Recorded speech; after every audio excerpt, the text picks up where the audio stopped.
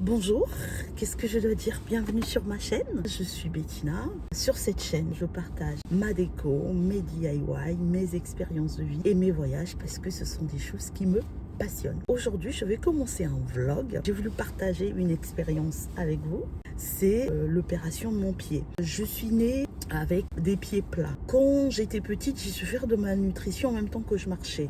Est-ce que c'est à ce moment-là que mon pied est devenu plat? Je n'en sais rien. Il faut que j'en parle à ma mère un petit peu pour voir l'historique parce que j'ai envie de creuser. C'était objet de moquerie, je crois que je vous en ai déjà parlé. Vers 36-37 ans, on va dire, mon pied a commencé à devenir très douloureux. Tout en sachant que déjà quand j'étais petite, je me souviens que quand je marchais beaucoup, j'avais mal à la cheville. Mais du coup, je vivais avec 36-37 ans. J'ai commencé à avoir des douleurs aux pieds. J'en ai parlé à mon médecin traitant qui à l'époque m'envoyait voir un chirurgien orthopédiste qui lui m'a prescrit des semelles orthopédiques. Franchement, ça m'a soulagée. Et un jour, en 2018, je me souviens exactement de ce jour-là. La seconde d'avant, tout allait bien. La seconde d'après, je me suis levée. Et là, j'ai senti comme si mon pied, il se déboîtait en fait. Et j'ai commencé à du coup avoir très mal. Donc là, j'ai recommencé un processus de voir mon médecin généraliste qui m'a envoyé voir un rhumatologue qui lui m'a dit que voilà, il pouvait rien faire pour moi parce qu'à ce moment-là, l'option de mon médecin, c'était de faire une infiltration, c'est-à-dire d'injecter directement dans l'articulation qui posait problème, donc ma cheville, un anti-inflammatoire. Donc ça peut soulager quelques mois. Sauf que le rhumatologue dit, ça ne fonctionnera pas. Moi, je préfère tout de suite qu'on aille à la chirurgie. Donc, j'ai vu un chirurgien. J'ai été opérée le 14 janvier 2020. Donc, j'ai eu une immobilisation à peu près 3 mois de fauteuil roulant. Ensuite, une rééducation. Bon, je vous avoue, j'ai pas très bien suivi ma rééducation. Je suis pas allée au bout. Mais du coup, mon pied ne s'est jamais amélioré. Si, il s'est amélioré un petit peu, mais les douleurs ont changé.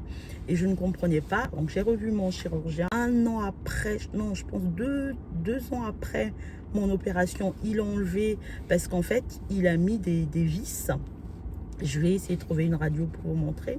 Il a mis des vis pour souder mon pied. Et ça n'allait pas. J'avais des douleurs, d'autres formes de douleurs, mais j'avais encore des douleurs. Donc à ce moment-là, ce qu'il a fait, c'est qu'il s'est dit qu'il va peut-être enlever des vis qui ne servaient plus à rien puisque mon articulation était soudée. En fait, l'opération, c'est bloquer une grande partie de la cheville. Donc là, ma cheville droite, je ne peux pas la bouger comme je veux. Il a enlevé ses vis et ça l'a pas fait. Et lui semblait me dire que c'était voilà, il n'avait pas d'autre solution que celle-là. Du coup, en discutant un petit peu et en réfléchissant un petit peu, j'ai été chercher un deuxième avis. Et là, je suis tombée sur un chirurgien top. Déjà, ce qui est top, c'est qu'il n'a pas dénigré le travail de mon ancien chirurgien. Là, je suis venue justement, j'ai choisi à dessein un grand établissement, un CHU régional, avec un collège de chirurgiens. C'est d'ailleurs mon ancien médecin traitant qui m'a dit que c'est mieux parce qu'ils font des colloques sur des cas un peu complexes. Donc, je suis tombée sur un chirurgien top qui m'a tout expliqué. Franchement, on a passé au moins 1 heure dans son bureau.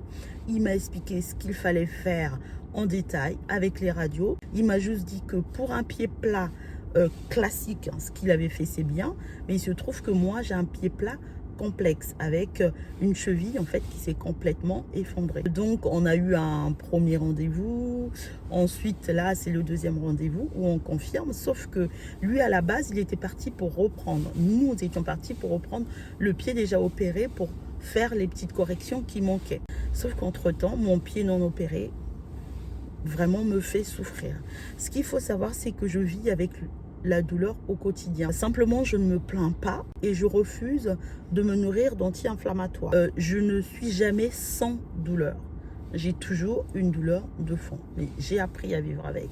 Donc, mon pied non opéré commence vraiment à me faire très mal. J'ai choisi avec le chirurgien de faire le pied non opéré. Pour moi aussi, c'est qu'on va vraiment tester si cette technique-là va bien se passer sur le pied gauche.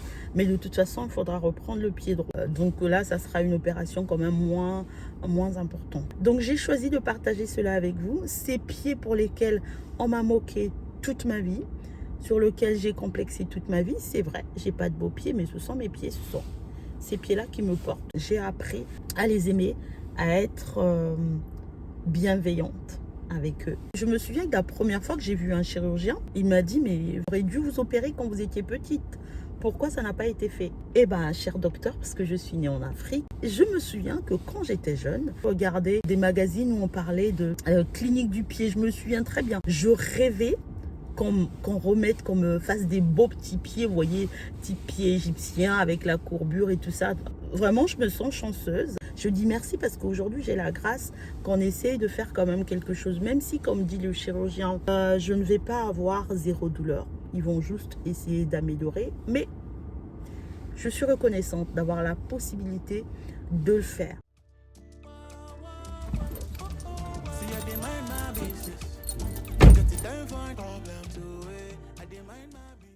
Deuxième round, je viens de faire ma consultation anesthésiste. Je mets là, c'est mieux. Il y a quelque chose qui m'inquiète parce que je vais avoir une anesthésie locale, ce que je n'ai pas eu depuis genre mes 14-15 ans quand j'ai été opérée d'une appendicite. Ce qu'il y a, c'est que maintenant je fais l'apnée du sommeil et donc pour eux c'est un peu plus risqué. Pour moi c'est un peu un sujet d'inquiétude. Je dois sortir absolument parce qu'il y a une personne qui cherche à se garer, il n'y a pas beaucoup de place. Donc je vais essayer de lui libérer ma place. C'est un vrai sujet pour moi d'avoir une anesthésie locale parce que j'ai peur d'entendre absolument tout, les marteaux, les pelles, les scies qu'ils vont utiliser pour me découper le pied, tout ça. Le sang qui gicle, non, je rigole. En plus, l'anesthésiste, ouais, je la trouvais pas très accessible. Il n'y avait pas trop de discussion. Je me suis pas sentie écoutée. Là-dessus, je sais pas. En même temps, j'ai pas envie maintenant de me prendre la tête avec. Je vais être hospitalisée la veille. Je crois qu'il y a l'anesthésiste qui peut passer, mais aussi la personne qui opère. Je verrai bien à ce moment-là si je demande vraiment pas une anesthésie générale. En même temps, je me dis que c'est elle l'anesthésiste. Si elle dit que c'est risqué, vaut mieux peut-être que je laisse comme ça. Donc, je ne sais pas. Je vais vraiment y réfléchir et je vais demander à Dieu de m'aider, de me conduire. Et ça fait peur des histoires de personnes qui ne se réveillent pas. Aujourd'hui, on est le 28 octobre. Je serai opérée dans un peu moins d'un mois. Entre-temps, j'ai un petit voyage. Donc, à voir. Je verrai bien. Pour l'instant, on ne se prend pas la tête. On rentre à la maison, on retourne bosser. Et puis, la prochaine fois qu'on se captera, c'est le jour de mon hospi. Allez, à bientôt. Voilà, ça y est, on est le 21, le jour de mon hospitalisation. Et regardez ce qui se passe. Une vraie ambiance de Noël avant l'heure. Je me suis levée aux aurores parce que j'ai été en Inde. Et comme il y avait 4 heures de différence, ma tête est toujours décalée. Donc, le soir, je suis fatiguée très tôt et je me lève tôt. Donc là, j'en ai profité. J'ai fait des plats. Donc là, j'ai fait du poulet sauté avec des poivrons. Là, j'ai fait un petit bouillon. Je ne sais pas comment ça s'appelle chez vous, mais chez nous, c'est un petit bouillon de poulet dur fumé. Oui, on adore le poulet. Je me suis fait des légumes parce que bon, je suis la seule à manger des légumes ici. Les autres n'aiment vraiment pas ça. Donc ça, c'est des aubergines. J'ai mis un peu d'épinards dedans. Alors oui, mélange improbable que je n'ai jamais essayé. Je ne sais pas ce que ça va donner. Et pour finir, j'ai fait une lasagne. Donc, je cuisine depuis environ 2 à 3 heures. Ma journée, elle commence comme ça. Ensuite, ce que je vais faire, je vous montre. J'ai tout ça à repasser. Bon, j'aurai pas le temps de tout faire. J'ai beaucoup de travail en sachant que mon hospi est à 14h30 et on doit partir au moins 3/4 d'heure avant, histoire d'y arriver tôt et de faire l'admission et tout ça. Oui, je dois aussi aller à la pharmacie chercher des bas de contention. Et avec toute cette neige, je voulais marcher pour la dernière fois avant quelques mois sur mes 2 jambes. Mais avec toute cette neige, je ne sais pas si je vais pouvoir le faire. Bon, la pharmacie n'est pas très loin, donc il suffirait que je me protège un peu. Bon, je verrai bien.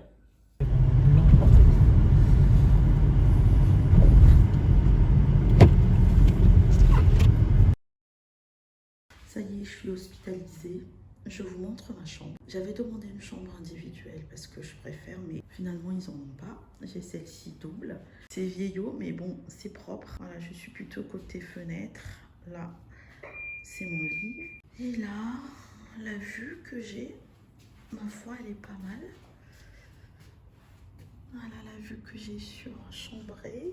Alors, il n'y a pas de salle de bain dans la chambre. C'est un petit cabinet de toilette avec un lavabo. Pour la douche, vous voyez un bout de porte rose dans le couloir? C'est là-bas la douche. Bon, bref. Bon, le plus important, c'est que c'est propre. Et puis, bah, surtout que je vais me faire soigner, quoi. Voilà, donc l'infirmière est déjà passée me voir, m'a pris les premières constantes et tout.